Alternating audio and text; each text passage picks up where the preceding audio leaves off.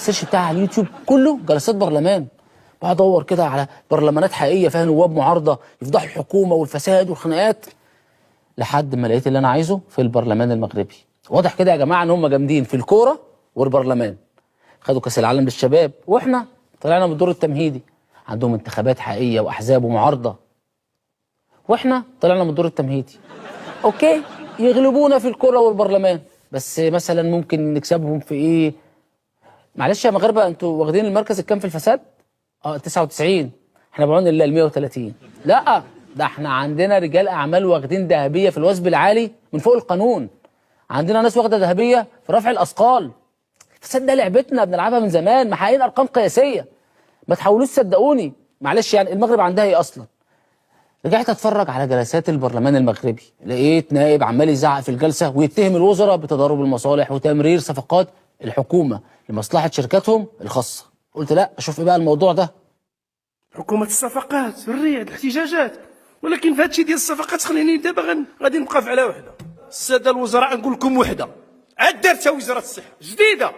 عندنا ما يسمى بلا ايمان لوتوريزاسيون دو ميس سير لو مارشي، ومنين ما كيكونش عندنا الدواء كنديروا واحد الاجراء اللي سميتو اتي، هو لوتوريزاسيون تومبورير ديتيليزاسيون. حنا واحد الدواء كاسيل ديال هاد الكاسيل اللي كنستعملوه، كانت واحد الشركه كتنجو دارت استثمار بغات تزيد في الثمن، شغال هذاك ما بقاش عندنا. عرفتي شنو درنا؟ اش دار وزير؟ دوز الصفقه لوزير اخر واللي عندنا هنا وعنده شركه في يعني في المواد الصيدليه، واستوردناه هذاك الدواء. غير هذه كافيه لكي تذهب الحكومه باسرها، لكي تذهب الى حيث يجب ان تذهب في علاقه ربط المسؤوليه بالمحاسبه. ثانية واحدة بس، وزير الصحة المغربي مرر صفقة أدوية لشركة طبية تابعة لوزير التربية والتعليم في المغرب؟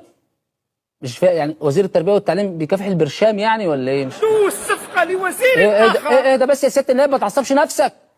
أحسن تروح تجيب دواء ضغط من صيدلية تلاقيه بيتباع في كانتين المدرسة. إيه ده؟ إيه علاقة وزير التربية والتعليم بالأدوية أصلا؟ إزاي وزير يشغل نفسه بمجالين مالهمش علاقة ببعض؟ عمرنا ما شفنا حاجة زي كده. قولا واحدا لا. اسف معلش.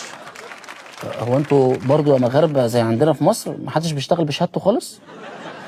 احنا كمان لما دورنا ورا الدواء لقيناه بيتباع باضعاف ثمنه. انا خايف ادور اكتر يطلع الدواء منتهي الصلاحيه كمان. انا برشح لوزير التعليم يستغل الصفقه ديت ويستورد دواء لمكافحه الفساد. طبعا عارفين الدواء ده شكله هيبقى عامل ازاي. يعني وبما اننا يعني اكتر خبره منكم في الفساد يا مغاربه، هنجيب